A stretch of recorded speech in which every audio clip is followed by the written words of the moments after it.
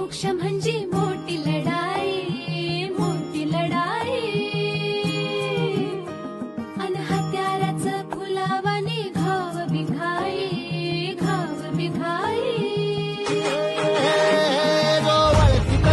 औक्ष म्हणजे मोठी लढाई आणि हत्याराचं फुलावानी घाव बिघाई. गळ्यामध्ये पडल त्याच्या माळी जयाची, गळ्यामध्ये पडल त्याच्या माळी जयाची. तू चाल पुढं, तू चाल पुढं, तू चाल पुढं. तुला रगड्या भीती कशाची, परवा भी कुणाची. मन सुद्धा तुझा गोष्ट